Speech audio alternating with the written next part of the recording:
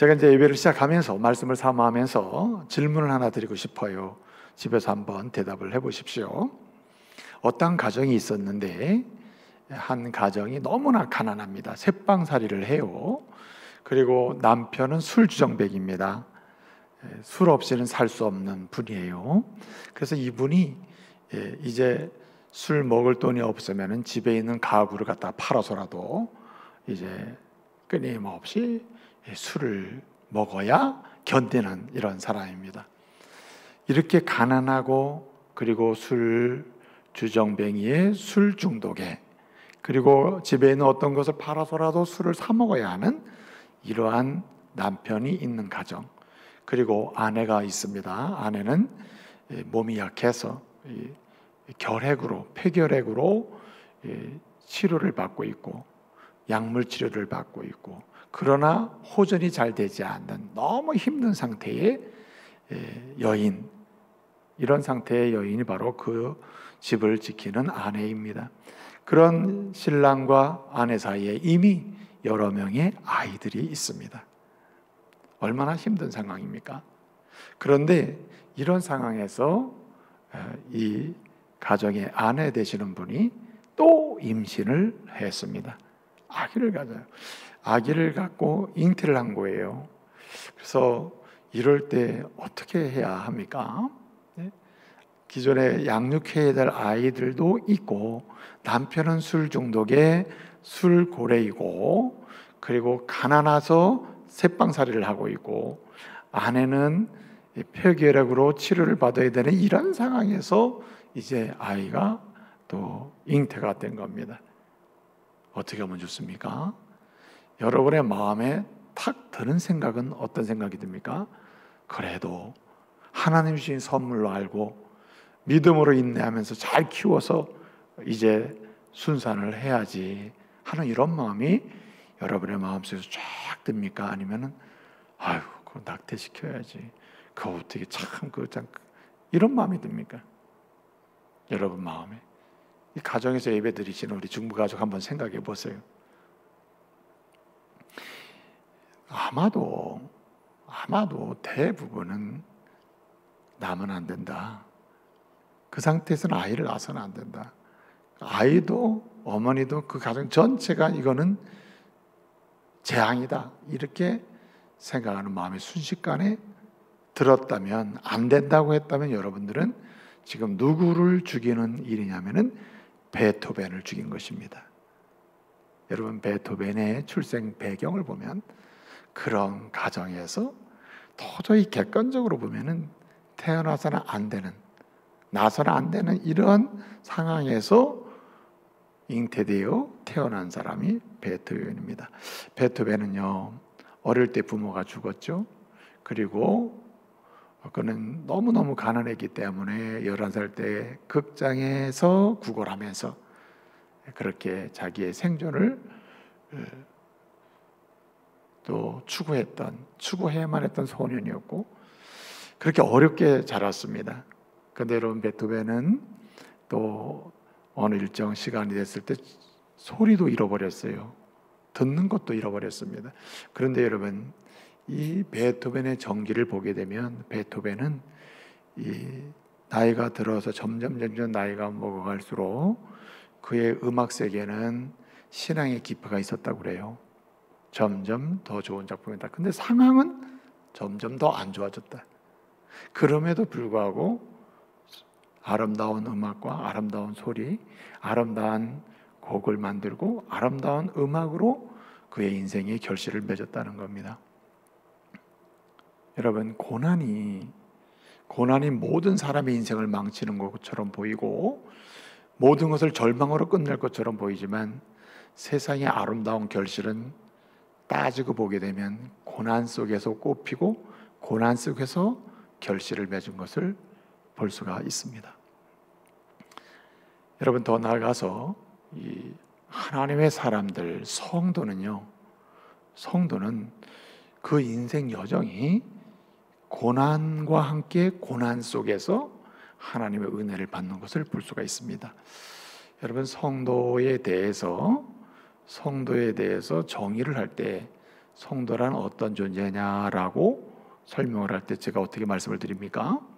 성도는 하나님의 은혜로 예수를 믿고 죄사함 받아서 뭐가 됩니까? 하나님의 자녀가 돼요. 그리고 하늘의 시민권을 받은 사람으로서 그 하늘의 시민권을 가지고 어디에 삽니까? 하나님 나라에 들어가서 하나님 나라에서만 사는 사람이 아니고 이 세상에 사는 사람이에요. 그러니까 성도의 신분과 성도의 삶의 자리 자체가 무엇을 동반하냐 하면 고난을 동반합니다. 하나님 나라의 시민권을 가지고 하나님 나라에서 사는 사람이 아니라 이 세상을 사는 사람이에요. 그러니까 여기엔 불편함이 있어요. 하나님 나라의 시민권을 가지고 하나님 나라의 백성이 이 세상을 사니까 사는 성도도 불편하고, 그리고 세상 사람도 성도를 대면할 때 힘든 면이 있어요. 진정으로 성도로 사는 사람은 세상 사람들이 대면하기 힘든 면이 있단 말이에요. 그 자체로 성도는 무엇을 동반하냐면 고난을 동반하는 것입니다. 그래서 성도의 인생 여정이란 고난이 선택적으로 오는 것이 아니고 필연적으로 고난이 동반되고 고난 속에 살아야 하고 고난을 피할 수 없는 존재가 바로 성도라는 말입니다. 그러면 이 고난은 성도에게 절망이고 저주입니까? 아닙니다. 오늘 이러한 고난에 대해서 필연적으로 하나님의 백성으로, 하나님 나라의 백성으로 이 땅을 살아가야 하는 성도들이 필연적으로 경험하고 겪어야 하고 동반해야 하는 이 고난의 문제를 오늘 본문은 설명해 주고 있습니다. 이 고난은 성도에게 무엇이냐? 오늘 71절 이렇게 말씀하고 있습니다. 고난당하는 것, 그것은 내게 뭐라? 유익이라. 이로 말미암아 내가 주의 법도들을 뭐 했어요? 배우게 됐다고 말씀하고 있습니다. 한마디로 성도에게 고난은 무엇인가? 유익이라는 말입니다. 유익이다. 피할 수 없는 고난, 동반되는 고난, 필연적인 고난이 성도에게는 저주나 절망이 아니라 오늘 주님의 말씀을 우리에게 가르쳐 줍니다. 성도에게 세상 속에서의 고난은 유익이라. 유익. 그러므로 여러분, 일상에서 고난을 당하며 고난을 당할 때 당할 수밖에 없고 당하며 살 수밖에 없는데, 일상에서 고난을 당하며 살아가는 성도는 고난에 대해서 올바른 성경적 태도를 가져야 됩니다. 그것이 무엇입니까? 고난은 무엇이다? 유익이다. 유익. 고난은 영광이다. 고난은 영원한 것이 아닙니다. 오늘 말씀을 우리에게 알려줘요. 고난은 유익이고 고난은 영광인데 그 고난은 일시적이라는 거예요. 지나가는 것입니다. 사도 바울이 고린도 교회 성도들에게 쓴 편지 중에 이런 내용이 있습니다. 고린도후서 4장 18절에서 이 세상 가운데서 하나님의 사람들이 경험하는 고난은 필연적인데 그 고난은 잠깐이요 라고 했습니다. 잠깐이다. 헬라어로 올리고스라는 말이 있습니다. 올리고스라는 말은 부피로 따지면 작은 양이고 크기로 따지면 작은 것이고 시간으로 따지면 잠깐을 의미합니다. 그런데 여러분, 고난은 분량으로 따져도 세상 속의 성도의 삶의 내용을 보면 성도의 삶 전체의 분량으로 따지면 전체가 아니에요. 그런데 고난은 너무 힘들기 때문에 전체로 보이는 거죠. 성도의 삶에 고난은 필연적인데 이 고난이 매우 크게 보일지라도 고난은 사실은 작은 것입니다. 고난은 계속해서 우리와 동반돼서 너무 힘든 것처럼 보여도 이 고난은 때를 따라서 잠깐으로 매듭을 젖어요. 그리고 영원한 것에 잇대어 보게 되면 이 고난은 일시적인 것입니다. 그래서 핵심은 뭐냐? 오늘 주님은 이렇게 말합니다. 성도는 세상 가운데 살 때에 고난이 필연적인데, 그렇기 때문에 성도는 일상에서 고난을 당할 때마다 항상 기억하고 가져야 될 태도가 있다는 겁니다. 그것이 뭐냐면 고난은 잠깐이요 고난은 유익이다. 성도에게 축복의 통로라는 말입니다. 하나님의 은혜를 받는 통로라는 거예요. 하나님의 은혜를 경험하고 받게 되는 통로라는 말입니다. 하나님이 주시는 좋은 것을 받는 통로가 바로 고난이라는 말입니다. 그렇기 때문에 성도는 일상에서 고난당할 때, 고난을 당하고 고난이 인식되기 시작할 때 우리는 무슨 생각을 해야 되냐면, 우리 하나님이 우리를 향하여 무엇을 주시기 시작해요? 유익한 일을 주시기 시작하는구나, 영광을 주시기 시작하는구나, 은혜를 주실 준비를 하시는구나, 하나님의 예배하신 은혜가 우리에게 오는 시간이구나, 이렇게 봐야 한다는 말입니다. 여러분 보세요.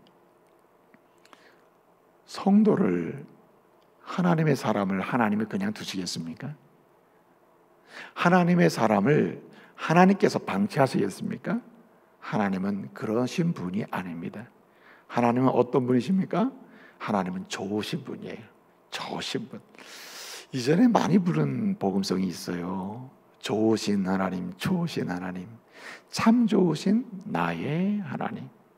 하나님은 좋으신 분입니다. 하나님은 그의 형상대로 하나님의 사람을 만드시고 그리스도 안에서 하나님의 백성을 만들어 놓으시고 자녀로 만드시고 하나님의 시민권을 주시고 이 세상을 살아가게 하시면서, 주님은 그냥 계신 분이 아니에요. 우리 하나님 좋으신 하나님이셔요. 그렇기 때문에 때를 따라 좋은 것을 주시는데 무엇을 통해 주시는가? 고난이라는 과정을 통하여 지속적으로 뭘 주십니까? 좋은 것을 주시는 분이다. 은혜를 주신단 말이에요. 필요한 은혜를 주시고 필요한 인격을 주셔요. 근데 이런 필요한 좋은 것을 주실 뿐만 아니라 우리를 좋은 사람으로 만드십니다. 그래서 오늘 시편 기자는 오늘 말씀에서 이렇게 얘기합니다. 고난은 필연적이라면 그 고난을 통해서 주님은 우리에게 은혜를 주신다. 그러므로 고난 속에서 우리는 끊임없이 하나님의 사람으로서 무엇을 경험하고 간증해야 되는가? 주시는 은혜를 체험하고 은혜를 받고 누리면서 간증하는 사람이 되어야 한다는 말입니다. 여러분, 오늘 시편 기자는 이렇게 고백하고 있습니다. 하나님은 좋으신 분이다. 그 하나님은 우리에게 좋은 것을 주신다. 무엇을 통하여? 특별히 고난의 때에 우리는 은혜를 받게 되는데 좋으신 하나님을 만나게 되고, 그리고 좋으신 하나님 주시는 좋으신 은혜를 누리게 되고, 그리고 우리를 아름답고 좋은 사람으로 만드시는 역사도 경험하게 한다. 무엇을 통하여? 고난을 통하여. 그래서 여러분, 오늘 우리가 71절 한 절만 읽었는데요, 65절부터 시작된 말씀입니다. 72절까지가 한 말씀이에요. 한 말씀인데 65절에 뭐라 그랬습니까? 여호와여, 주의 말씀대로 주의 종에게 뭐라 하소서? 주의 종을 뭐 하셨습니까? 선대하셨나이다. 여호와여, 주의 말씀대로 주의 종을 선대하셨나이다 라고 했습니다. 여기 선대했다고 하는 말은 주님께서 나를 좋게 해주셨다는 말이에요. 나에게 좋은 것을 주셨다는 말입니다. 더 직접적으로 나를 좋은 사람으로 계속 만들어 주셨다는 말이에요. 좋은 것을 주시고 좋은 것으로 채워주시고 좋은 것으로 나를 세워주셨다는 말이에요. 여러분, 창조 언어 중에 하나님께서 우리에게 주신 좋은 언어, 창조 언어, 창세기 언어 중에 가장 중요한 언어가 뭐냐면 토브입니다. 토브라는 언어는 창세기 1장에 반복적으로 나오는 단어인데, 첫째 날 저녁이 되고 아침이 되니, 첫째 날, 둘째 날 하죠.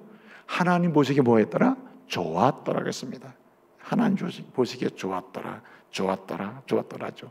그때 이 좋았더라고 하는 이 말씀이 토브예요. 토브. 하나님 보시기에 좋았다. 그러니까 하나님이 만드신 것이 좋습니다. 하나님 보시기에 좋은 겁니다. 왜 그래요? 좋으신 하나님이 만들었기 때문에 그래요. 좋으신 하나님, 토부의 하나님은 만드시는 것마다 토부를 만들어놔요. 토부를 만들어 놓고 특별히 토부, 좋은 사람을 만들어 놔요. 보시기에 힘이 좋은 사람. 그리고 이 사람에게 뭘 주셔요? 끊임없이 토부, 좋은 것을 주십니다. 이것을 총체적으로 한마디로 뭐래요? 은혜를 주십니다.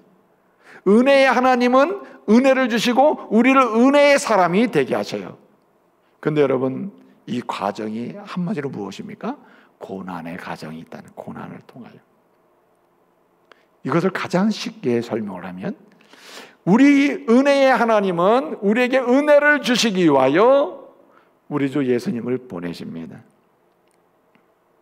우리 주 예수님을 통해서 은혜의 하나님으로 우리에게 찾아오시고 우리에게 은혜를 주시고 우리로 하여금 은혜의 사람 만들어주세요. 그 과정이 무엇입니까? 십자가야.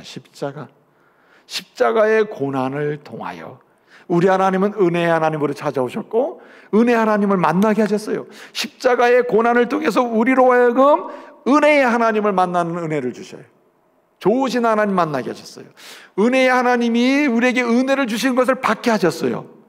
그리고 우리로 하여금 좋은 사람 되게 하십니다. 계속 주님을 닮아가는 은혜의 사람이 되게 하시고 인격적으로 좋은 사람, 믿음이 좋은 사람, 소망이 넘치는 사람, 사랑이 넘치는 사람이 그렇게 되게 하셨습니다. 마찬가지로 그렇게 하나님의 사람이 된 우리로 하여금 인생을 살아가면서 고난을 통하여 누구 만나게 하세요? 우리 하나님, 좋으신 하나님 만나게 하시고 좋으신 하나님 주시는 좋은 은혜 받게 하시고 그리고 좋은 사람, 믿음의 일꾼, 하나님의 일꾼, 좋은 사람, 좋은 성도, 좋은 신자가 되도록 이렇게 만들어 주십니다. 그래서 여러분, 그 모든 제가 좋은 썼는데 이게 다 토부입니다. 토부. 그래서 오늘 65절에 보게 되면 65절의 히브리 성경 원문에 보면 첫 번째 단어가 뭐냐면 토부 이렇게 시작돼요. 토부. 65절 토부. 예? 주의 종을 선대했네. 나를 선대. 토불이 나를 좋게 했습니다. 나에게 좋은 것을 주셨습니다 할 때 토불이라 그래요. 토불이 나에게 좋은 것을 주셨다. 좋게 하셨다. 나에게 좋은 분이 되셨다. 이럴 때 토불이. 그래서 65절 첫 단어가 토부. 좋게 하셨다. 이렇게 되어 있습니다. 그래서 여러분, 주님은 우리에게 좋은 것을 주신다. 무엇을 통하여? 고난의 때. 그래서 65절부터 72절까지는 지금 시편 기자는 고난을 받고 있는 거예요. 나는 고난을 받고 있고 고난을 받았고 지금도 고난 중에 있어. 그러나 놀라운 것은 이 고난 속에서 내가 누구를 만나요? 무엇을 경험해요? 은혜를 경험하고 간증하게 됐다는 말입니다.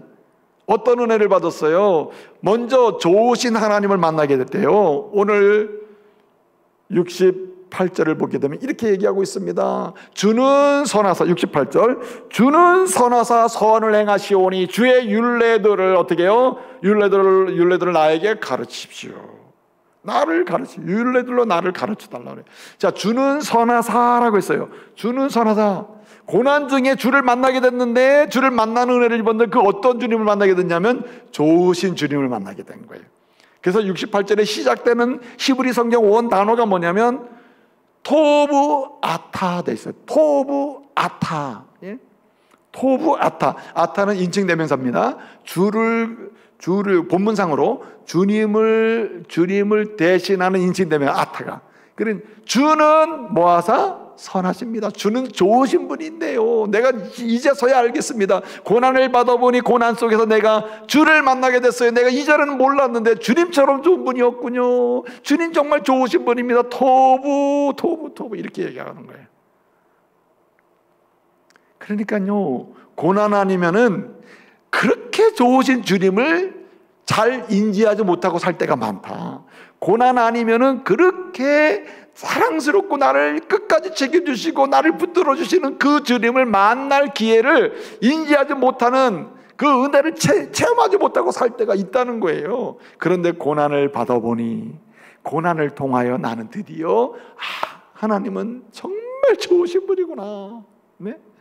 너무너무 토부한 분이구나. 예, 그걸 알았다는 거예요. 그러니 그분이 행하시는 것마다 다 어때요? 다 좋다는 얘기예요. 오늘 68절 보니까 주님은 좋으신 분입니다. 내가 고난 속에서 알았습니다. 그러니 주님이 행하시는 거 다 좋습니다. 좋아요. 나쁜 게 없습니다. 다 좋네요. 하물며 이 고난도 주님이 나와 함께 하시면 다 좋은 게 될 줄로 믿습니다. 이러고 있는 거예요. 기가 막힌 사건 아닙니까? 고난을 통하여 좋으신 주님 만났어요. 근데 65절에서 뭐라 했어요? 그 좋으신 하나님이 내게 뭘 줘요? 주의 종을 선대하셨나이다. 토불이 나를 좋게 하셨습니다. 고난 속에서 내가 이거 알았다는 거야. 아, 나에게 좋은 것 주시는 분이구나. 고난 속에 나에게 좋은 것으로 채워주시는구나. 합당한 것을 채워주시는구나.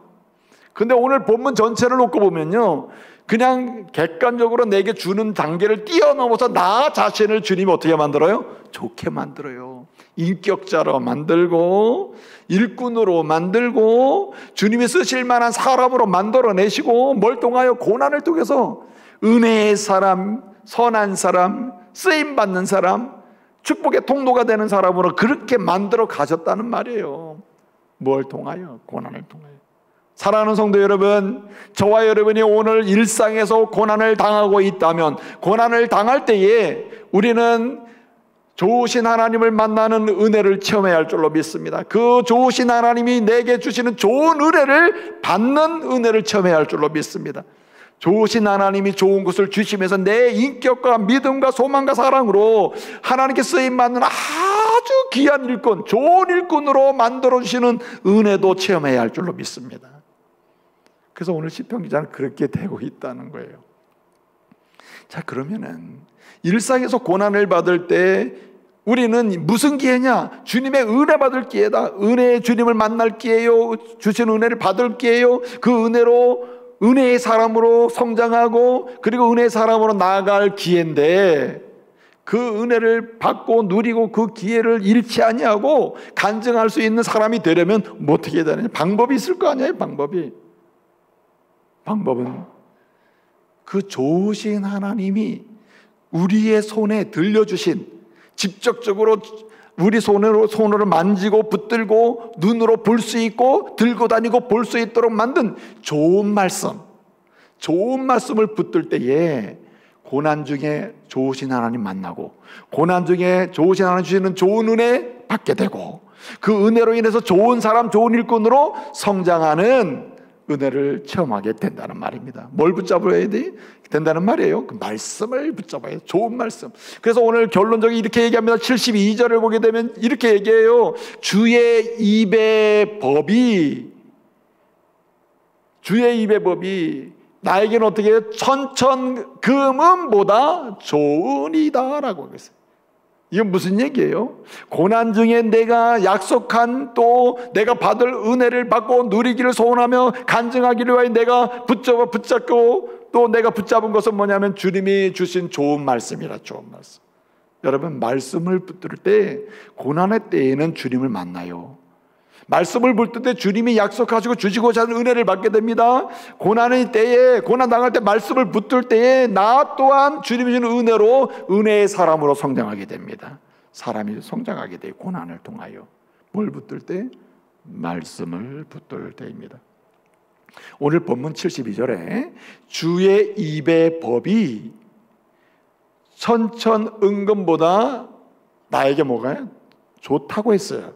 내게는 이게 더 좋다. 천천금은이라는 말은 사람들이 가장 중요하게 여기고 의지할 만하고 소중하게 다루는 세상의 명예, 권력, 최고의 쾌락, 여러 가지 금은, 여러 가지 물질, 이런 권력이라는 이런 것들, 힘이라는 것을 상징하는 단어예요. 천천의 금은이다. 금은이다. 근데 이거보다 어떻게 해요? 자기는 주의 입의 법. 여러분, 주의 입의 법이 더 좋다 그랬잖아요. 자기는 그 말씀을 붙들었다는 거예요. 좋으신 하나님을 만나는 은혜, 고난을 통해서, 고난을 통하여 좋으신 하나님 주시는 좋은 것을 받아 누리는 그런 은혜를 받으려면, 좋으신 하나님을 통해서 내가 좋은 은혜의 사람으로, 믿음의 사람으로 성장하는 은혜를 체험하려면 좋은 말씀을 붙들어야지 나쁜 말씀을 붙들면 안 된다는 거예요. 그래서 72절에 시작하는 첫 단어가 뭐냐면, 72절 히브리 성경 원문에 첫 단어가 뭐냐면 토부입니다. 토부예요. 뭐라고 되어 있냐면 토부 리 토라. 리는 나에게, 토부는 좋으니이다, 토라는 율법, 법, 그 다음에 피카 이렇게 되어 있어요. 피카라는 말은 입을 가리켜요. 입, 얼굴의 입이다, 이거 가리키거든요. 그래서 오늘 본문 72절에 보게 되면 주의 입의 법이 나에게는 더 좋습니다. 이렇게 얘기하는 거예요. 내가 그것 붙들어서 고난받는 중에 주님을 만나게 되었고, 고난받는 중에 계속해서 은혜 받을 것이며, 고난받는 중에 그 말씀으로 나는 계속 성장할 것입니다. 이렇게 얘기하는 거예요. 여러분, 사람이 고난을 당하면 자기에게 도움이 될 만한 사람이 입을 쳐다봐요. 무슨 말을 할까? 무슨 말로 나를 도와줄까? 네? 어떻게 도와준다고 약속할까? 그래서 시편 기자는 성도는 뭘 쳐다봐야 되느냐? 주님의 입을 쳐다봐야 된다. 주님의 입. 주님의 입을 쳐다보면 좋으신 주님이기 때문에 좋은 말씀을 주셔요. 그 말씀을 붙들고 가다 보면 어떻게 됩니까? 우리는 고난을 극복하게 되고, 고난 중에서 날 찾아오신 주님을 인격적으로 만나게 되고, 동시에 그분이 주신 은혜를 다양한 모양으로 받게 되고, 전인격적으로 주님께 맞는, 주님을 닮아가는 은혜의 사람으로 성장하게 된단 말이에요. 그러면 일상에서 고난을 당할 때 말씀을 붙잡아야, 말씀만 붙잡아야 이렇게 약속하신 은혜를 받고 은혜의 하나님을 만나고 인격적으로, 그리고 그 은혜의 하나님으로 인하여 그 은혜 주시는 그 은혜의 말씀을 통해서 내가 전인격적으로 은혜의 사람으로 성장하는 그런 은혜를 경험하게 되는데, 그런 말씀을 어떻게 붙잡아야 되느냐는 거예요. 일상에서 고난을 받을 때 어떻게 말씀을 붙잡으면 우리가 은혜의 주님을 만나고 은혜를 받게 되고 은혜의 사람으로 성장할 수 있을까? 오늘 본문은 세 가지의 방향을 제시해줘요. 첫째는 하나님의 말씀을 믿고, 그 약속의 말씀을 그대로 믿고, 먼저 어떻게 이루어질 줄을 믿고, 이루어짐을 믿고, 이루어졌음을 믿고 믿음으로 감사해야 한다는 말입니다. 말씀을 붙드는 방법이에요. 말씀을 붙드는 방법은 이 약속의 말씀을 믿고, 이미 이루어졌고 이루어지고 있으며 앞으로도 이루어질 것을 믿고 뭐예요? 감사해야 한다는 거예요. 감사. 여러분, 오늘 66절에 보게 되면 이런 말씀이 있습니다. 내가 주의 계명들을 뭐하였사오니? 믿었사오니. 주의 계명들을 믿었사오니 좋은 명철과 지식을 내게 어떻게 해요? 가르치소서라고 하고 있습니다. 좋은 명철과 지식을 내게 가르치소서. 내가 뭘 믿었기 때문에? 내가 뭘 믿었다는 말, 주의 말씀을 믿었다는 거예요. 이미 말씀대로, 주의 약속대로 이루어질 것을 믿었고, 이루어진 것을 믿었고, 이루어지고 있음을 믿었고, 앞으로 이 주시는 말씀 그대로 아무리 고난이 와도 고난 속에서 말씀대로 역사는 전개되고, 말씀대로 내 인생은 전개되고, 말씀대로 이루어질 것을 믿으면서 뭐 했냐? 감사했다는 말입니다. 근데 오늘 66절에 보면 믿었는데 미래적으로 가르쳐 달라고 해요. 재밌잖아요. 믿었는데 가르쳐 달라고 한다. 이 말은 뭐냐면 믿었고 믿고 이것이 과거에 멈춘 게 아니에요. 이미 이루어진 것만 믿는 게 아닙니다. 뭘 믿어요? 이미 이루어진 말씀, 이루어지고 있는 말씀, 이루어질 말씀까지 믿는 거예요. 그리고 뭐합니까? 이루어진 것에 대해서 감사, 이루어지고 있는 것에 대해서 감사, 이루어질 것에 대해서 감사를 하고 있는 것입니다. 여러분, 믿음의 감사는 두 가지 유형이 있어요. 두 가지 유형이 있는데, 첫째는 과거적 감사가 있어요. 이미 지금까지 말씀대로 내게 이루어 주신 것, 너무 감사하다. 참 약속의 말씀을 믿고 주신 말씀의 주님을 믿으면서 믿음으로 감사하는 게 있고요. 그 다음에 앞으로 이루어질 것을 믿고 선제적으로 감사하는 게 있어요. 자, 그러면 진짜 힘 있는 믿음, 능력 있는 믿음, 어떤 믿음이에요? 이루어진 것을 보고 믿으면서 역시 하나님이야 하고 믿음으로 감사하는 거하고, 앞으로 이루어질 것을 믿고 말씀대로 이루어질 것을 믿고 감사하는 건 뭐가 더 강해? 뭐가 힘이 더 있습니까? 선제적이잖아요. 근데 오늘 시편 기자는 어떤 쪽이냐면은 이루어진 것을 보면서 감사, 이루어지고 있음을 확인하면서 감사, 동시에 내가 아직 손에 잡히지도 않고 만지지도 못하고 보지도 못했으나 하나님의 약속의 말씀은 반드시 믿는 대로 이루어질 것을 믿고 감사하면서 이루어질 것을 믿고 이루어진 줄 믿고 감사를 하고 있는 거예요. 이게 무서운 거예요. 그래서 여러분, 사도 바울은 고린도 교회 성도들에게 하나님의 사람들은 고난 중에서 어떻게 견뎌야 되는지, 어떻게 믿음을 지켜야 되는지 쭉 얘기하는 가운데 3장 15절에 뭐라고 얘기했습니까? 골로새서 3장 15절에서 이렇게 얘기합니다. 감사하는 자가 되라. 감사하는 자가 되라. 데살로니가 교회 성도들을 향해서 뭐라고 얘기했습니까? 범사에 감사하는 사람이 되라고 얘기해요. 감사하는 사람이 되라. 뭐 하면서? 믿음으로 감사하는 사람이 되라. 여러분, 이 믿음이라는 말 있잖아요. 이 믿음으로 믿는다 할 때, 이 본문에 66절에 내가 주의 계명들을 믿어 싸우니 할 때 이 믿음이라는 말은 아만이라고 하는 말이에요. 아만, 히브리어로 아만이라고 하는 말인데, 이 말은 그냥 단순히 신뢰를 보낸다는 그런 의미가 아니에요. 오늘 본문에 신뢰를 보낸다는 의미에 의해서 멈추질 않습니다.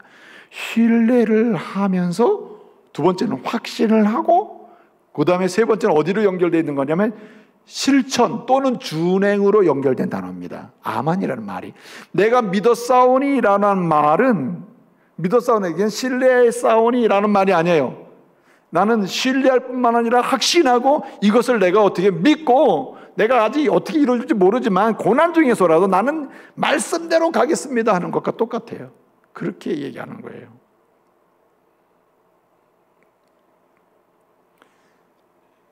여러분, 그 헬런 켈러 있잖아요. 헬런 켈러는 삼중고의 고난의 사람이었습니다.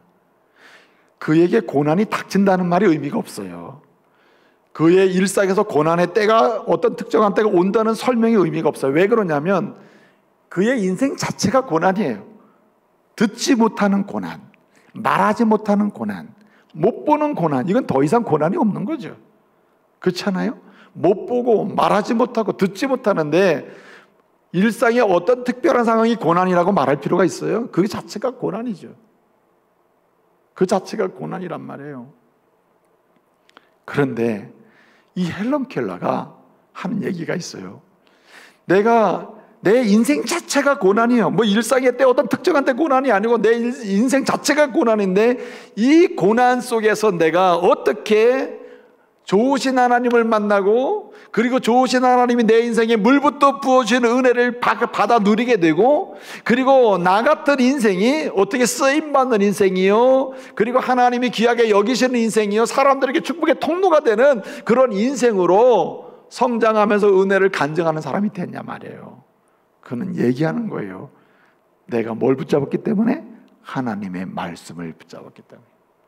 못 보니까, 못 잡으니까, 못 들으니까요. 그는 점자 성경을 읽으면서 이 약속의 말씀대로 반드시 이루어진다는 믿음, 그리고 이루어지고 있음을 믿고 감사하는 그 감사의 삶, 그리고 앞으로도 이 말씀대로 내가 아무것도 보지 못하고 듣지도 못하고 말도 못하지만은 내 인생은 이 말씀대로 펼쳐질 거라고 하는 믿음의 감사로 그는 살아간 거예요. 그랬더니 어떻게 됐습니까? 그 고난을 극복하게 된 거예요. 그 고난이 듣지 못하고 말하지 못하고 보지 못하는 고난은 인생 전체에 거쳐서 88세까지 계속됐지만, 그 고난 때문에 절망, 원망, 살 수 없다고 하는 이런 말을 한 적이 없어요. 이 사람이. 오히려 두 눈을 뜨고 절망하는 사람들을 위로했던 사람이 헬런 켈러예요. 왜 그래요? 하나님 말씀은 반드시 이루어진다고 하는 믿음, 살아있다는 믿음, 능력 있다는 믿음, 말씀은 죽은 자를 살린다는 믿음, 그리고 반드시 살려낸다는 믿음, 그 믿음을 가지고 감사하며 살았기 때문이다. 또 한 가지는 오늘 여기 말씀 보게 되면은 이렇게 약속의 말씀이 그대로 이루어진다는 믿음으로 어떻게 해요?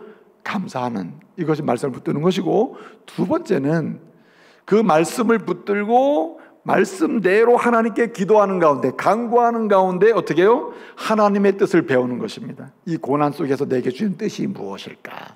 말씀을 배우는 거예요.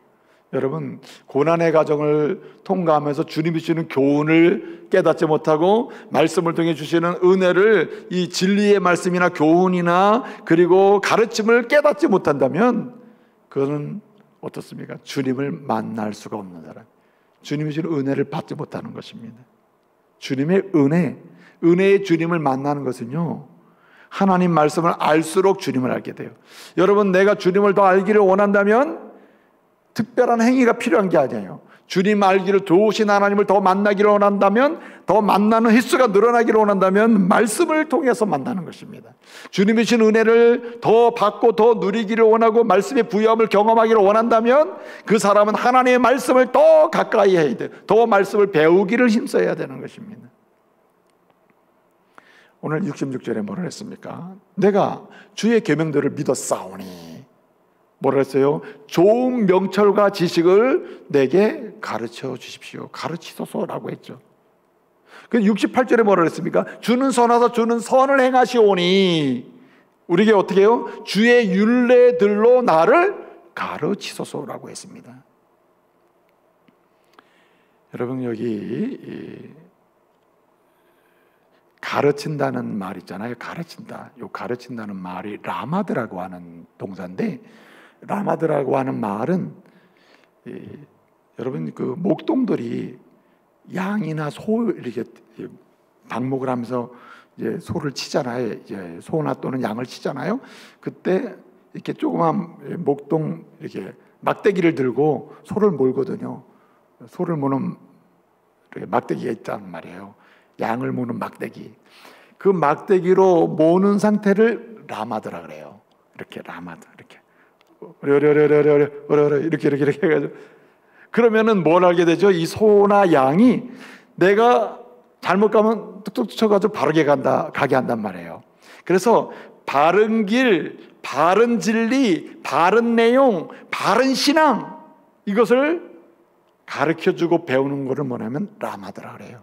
그래서 뭐라고 합니까? 가르쳐 달라. 사실은 내가 배우고 싶어도 가르쳐주지 않으면 안 되는 거예요. 그런데 이렇게 바른 길, 올바른 진리, 하나님 나라의 비밀, 참된 지혜, 성도로서 삶의 원칙, 이렇게 하나님 말씀을 가르쳐주는 순간이 언제면 고난의 때란 말이에요. 고난의 때. 인생의 고난의 때를 거치게 되면 주님이 아니야 이렇게 이렇게 몰아주시면서 우리에게 어떻게 교훈해 주시는 거예요.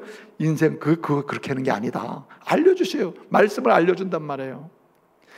그렇게 알려주실 때, 고난을 통해 알려주실 때 우리는 그 말씀을 붙들고 주님을 향해서 힘들 때 부르짖어 간구하면서 어떻게 해요? 하나님의 뜻을 하나하나 배워가는 것입니다.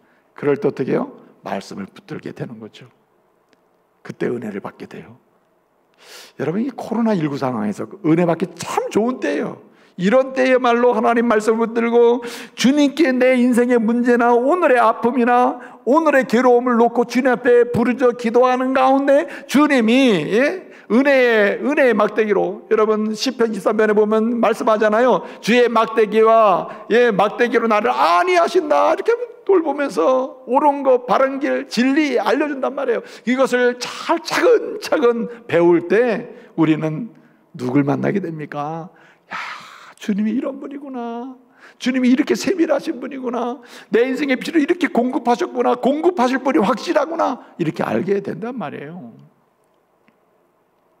그래서 여러분 66절이나 68절 보면 가르치소서 이렇게 했는데 이 말씀은 기도예요. 기도.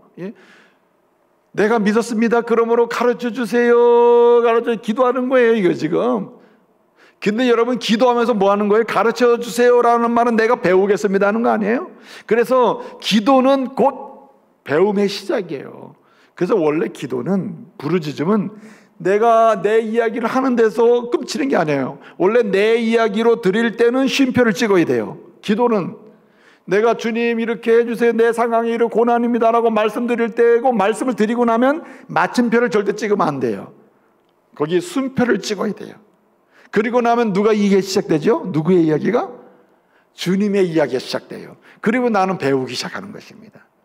그래서 우리는 말씀을 붙드는 두 번째 방법은 뭐냐면은 말씀대로 구하면서 기도하면서 그 말씀에 교훈을 받아야 된다는, 자꾸만 배워야 된다는 거예요. 그래서 여러분, 크고 작은 문제들, 고난의 문제들, 이걸 하나하나 놓고요, 기도할 때마다 주님은 내게 가르쳐 주셔요. 교훈해 주신단 말이에요. 그래서 여러분, 야고보서 5장 13절에 뭐라고 말씀하십니까? 너희 중에 고난당하는 자가 있느냐? 저는 뭐 할 것이요? 기도할 것이요. 고난당하느냐? 그럼 기도해라. 그럼 뭐가 와요? 주님의 응답이 오고 가르침이 와요. 그래서 그 배움을 통해서 내가 그 다음에 또 다른 고난 앞에 대처할 수 있는 능력도 생기고, 그 고난을 통해서 은혜를 받는 능력도 배양되게 되는 거예요. 여러분, 우리가 말씀을 붙들고 고난이 올 때 말씀을 붙들고 기도하잖아요. 그러다 보면 내가 이런 약함이 있었군요, 부족함이 있었군요, 주님을 떠난 부분이 있었군요 하고 회개할 부분도 생겨요. 그래서 말씀을 붙들고 회개하며 부르짖으면 주님이 어떻게 하십니까? 긍휼히 여기시고 용서하시면서 우리에게 말씀을 가르쳐 주셔요. 주님 원하시는 대로 가게 하신단 말이에요. 이사야 55장 7절을 말씀해 보게 되면 뭐라고 얘기합니까? 악한 사람은 그 길을, 불의한 자는 그 생각을 버리고 주님께로 돌아오라. 그리하면 주님께서 너를 긍휼히 여기시고 너를 용서하시리라. 뭐 할 때? 말씀을 붙들고 기도할 때. 그러면 갈 길도 알려주시고 살 길도 알려주셔요. 다 가르쳐 준단 말이에요. 인생이 갈 길, 알 길, 알아야 될 것을 모르고 갈 길을 모르기 때문에 문제가 되는 거거든요. 근데 말씀을 붙들고 부르짖어 기도하게 되면 주님이 반드시 알아야 될 길을 알려주시고 그 다음에 갈 길을 또 가도록 해주신다는 거죠. 그래서 여러분, 그 예레미야는요, 예레미야 33장 2절에서 우리 주님이 어떤 분이냐, 고난 중에서도, 시험 중에서도, 역경 중에서도 하나님은 그 고난과 역경을 통해서 우리에게 주님이 이루고자 하시는 일을 이루시는 분이다. 일을 이루시는 여호와, 일을 성취하시는 여호와, 그분이 여호와라 이름하는 자가 말씀하시되 뭐라고 했어요? 예레미야 33장 2절에서 이렇게 말씀하시고 33장 3절에서 뭐라 합니까? 너희는 내게 부르시라. 내가 누구냐? 고난 중에서 고난을 통하여 성취할 일을 성취하시고 이루시는 여호와라는 분이 아니냐? 그러므로 내게 부르짖으라. 내가 내게 응답하겠고 내가 알지 못하는 그거 은밀한 일, 비밀한 일을 내가 보이리라. 뭐합니까? 보인다. 가르쳐줘요. 배우게 해요. 그래서 능력 있게 살아가게 한단 말이에요. 그래서 오늘 시편 기자는 얘기하는 겁니다. 나는 끊임없이 배우겠습니다. 또 한 가지, 여기 마지막 오늘 말씀해 보게 되면 말씀을 어떻게 붙잡아야 은혜의 주님을 만나고 은혜의 말씀을, 은혜를 계속 받고 그리고 은혜의 사람으로 성장하는 그런 놀라운 역사를 경험하게 되는가, 고난을 통해 주시는 은혜를 맛보게 되는가. 말씀을 붙드는 길밖에 없는데 이 마지막 방법이 뭐냐면은 하나님이 이루실 때까지 계속 말씀을 지켜가는 것입니다. 반복적으로 지켜가는 거예요. 근데 이 말씀을 지킬 때 어떻게 지키냐면 덩어리로 크게 지키는 게 아니에요. 그냥 지키는 느낌을 가지고 지키는 게 아니고 세밀하게 지켜가는 겁니다. 하나하나 세밀하게 지켜가는 거예요. 오늘 말씀에 보면 이렇게 말씀하고 있어요. 67절에 보면 뭐라고 얘기합니까? 고난당하기 전에는 내가 그릇 행하였더니 이제는 주의 말씀을 뭐하나이다? 지키나이다. 주의 말씀을 지킨다 그랬고요. 오늘 70절을 보게 되면 69절을 보면 교만한 자들이 거짓을 지어 나를 치려하여 싸우나 나는 전심으로 주의 법도들을 어떻게 해요? 지키나이다 그랬어요. 지킨다. 주의 말씀을 지키고 주의 법도들을 지킨다고 했습니다. 아까 가르침을 받는다 할 때도 나는 배우겠습니다. 기도만 배우겠습니다. 배웁니다 할 때도 어떻게 했어요? 주의 명철과 지식을 가르치소서 했고, 두 번째 때 뭐라 했어요? 68절에서는 주의 율례들을 가르치소서 했죠. 그리고 71절에서 주의 율례들을 배웠나이다 했습니다. 복수가 됐어요. 근데 오늘 본문에 지키는 것도 두 가지로 설명을 했어요. 자, 67절에서는 뭐라 했습니까? 67절에서는 이렇게 말합니다. 이제는 주의 말씀을 지키나이다. 단수죠. 말씀을 한 덩어리로 얘기했어요. 그런데 오늘 69절에서는 뭐라고 얘기합니까? 주의 법도들을 거기 말씀 뭐라 그랬어요? 주의 법도 들을 지키나이다. 들을. 무슨 말입니까? 그냥 여기 지킨다는 말이 두 가지로 쓰였거든요. 단어가 두 개예요. 67절에서는 샤마르라고 하는 단어고 오늘 69절에서는 나차르라고 하는 단어입니다. 근데 이 67절에 나오는 지킨다 할 때는 단수잖아요. 주의 말씀을 지키나이다 그랬고, 여기 69절에서는 주의 법도 들을 지키나이다 했어요. 좀 다르잖아요. 여기 복수잖아요. 여기 앞에 67절 지킨다, 말씀을 지킨다고 할 때는 샤마르라 그랬어요. 샤마르. 둘 다 샤마르나 나차르나 둘 다 지키는 것을 의미해요. 지킨다. 예? 지키고 실천하고 준행하고 삶으로 아예 끌고 가는 것을 의미하거든요. 그런데 첫 번째 지킨다, 말씀을 지킨다 할 때는 말씀에 대한 근본적인 태도를 보여줘요. 하나님 말씀은 어떻게 되죠? 지켜야 됩니다. 이렇게 지금 얘기한 거예요. 이 말씀을 지켜야 됩니다. 하나님 말씀 붙잡아야 되는데 지키면서 붙잡아야 돼. 붙드는 건 뭐냐? 지키는 게 붙드는 것이다. 말씀을 이게 붙드는 게 아니라 말씀을 지키는 게 붙드는 건데 어떻게 지키느냐? 이것을 69절에 다시 설명한 거예요. 나차로. 주의 법도 들을 지킨다. 창세기의 말씀을 읽어보니 이렇게 말씀하셨군요. 이 말씀을 내가 지키겠습니다. 출애굽께서 이렇게 말씀하셨군요. 지키겠습니다. 마태복음 이렇게 말씀하셨군요. 지키겠습니다. 하나하나를 가벼이 여기지 아니하고, 한마디로 내 마음에 드는 말씀이든 내 마음에 들지 않는 말씀이든, 어떨 때 여러분 은혜 되는 말씀에 여러분은 밑줄 치죠. 은혜가 안 되는 말씀 좀 이상하지만, 은혜가 좀 느낌이 별로 없는 말씀 밑줄 쳐요? 여러분이 빨간 글씨 언제 칩니까? 야, 이 말씀 좋은데? 그럴 때 여러분 밑줄 치는 거 아닙니까? 그리고 그 말씀은 지키려고 하죠. 근데 여러분 그렇게 하면 안 된다는 거예요. 밑줄은 칠 수 있으나 우리의 마음은 1절부터 마지막 절까지, 창세기부터 요한계시록까지 어떻게 해요? 다 지키겠습니다. 다 지키겠습니다. 그러면서 말씀을 하나하나 대할 때에 그때 고난이 우리에게서 물러가기 시작한다. 고난이 극복되기 시작하고 고난을 통해서 주시는 은혜가 눈에 보이기 시작해요. 신의 삶에서 체험되기 시작한다는 말입니다.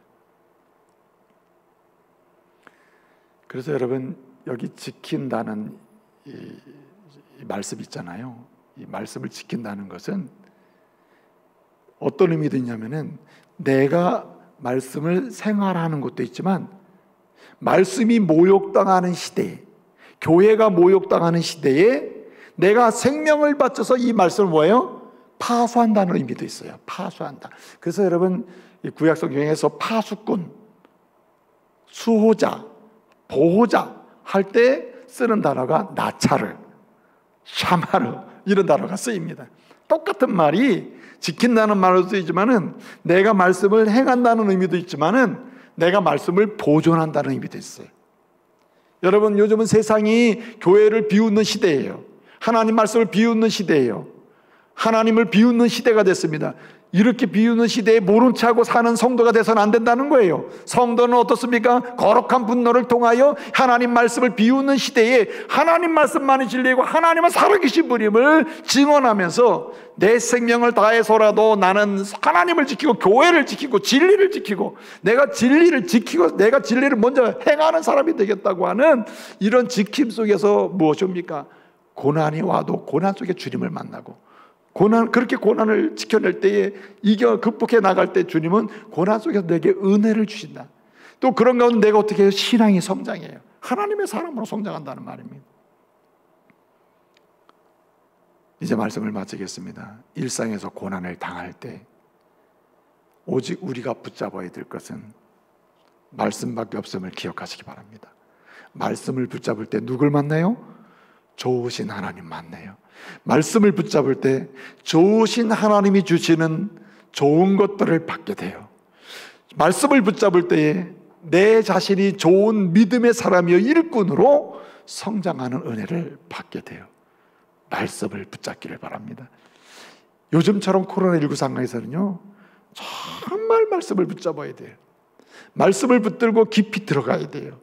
아무도 터치하지 않는 조용한 시간을 가질 수 있을 때 말씀을 붙잡고 오늘의 고난을 주님께 맡겨야 됩니다.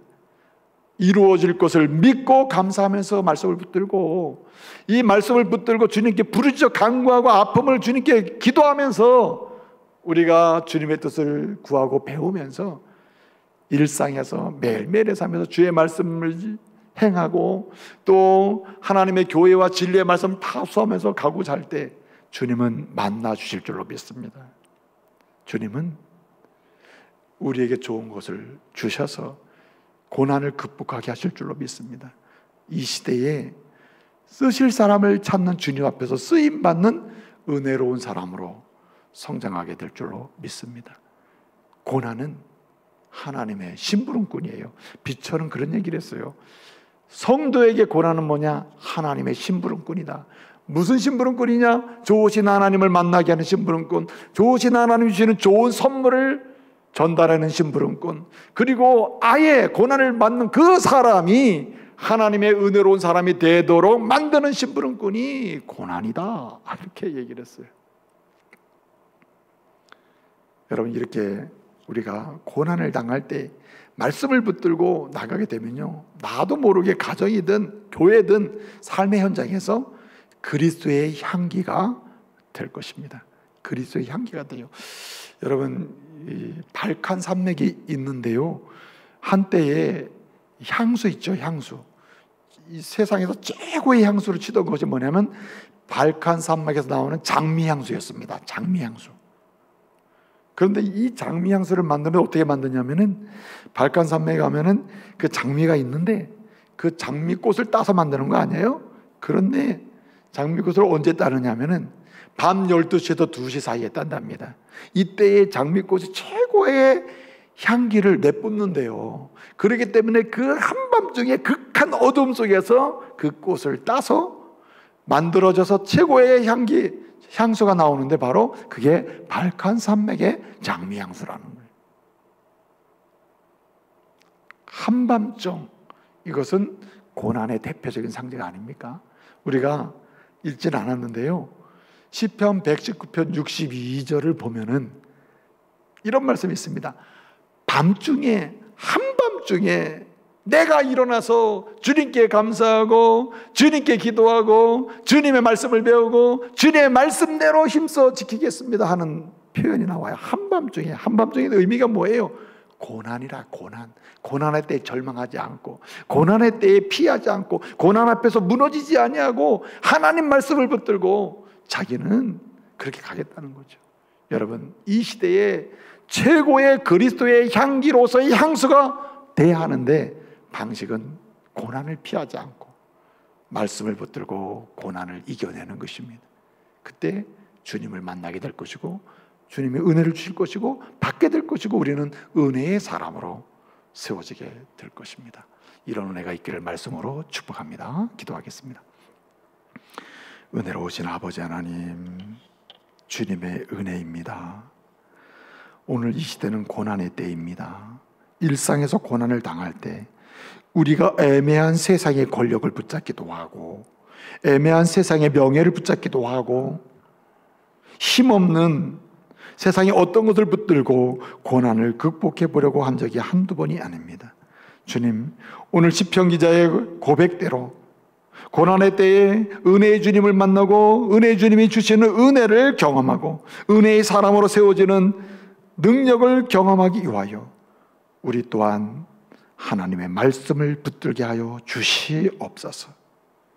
말씀을 붙들고 참으로 그 말씀을 믿고 감사하며 그 말씀을 붙들고 기도하며 배우며 그 말씀을 지켜서 세밀한 말씀 부분까지 행하기를 힘쓰다가 고난을 통해 주시는 은혜를 체험하고 간증하는 저희들 되게 하여 주옵소서.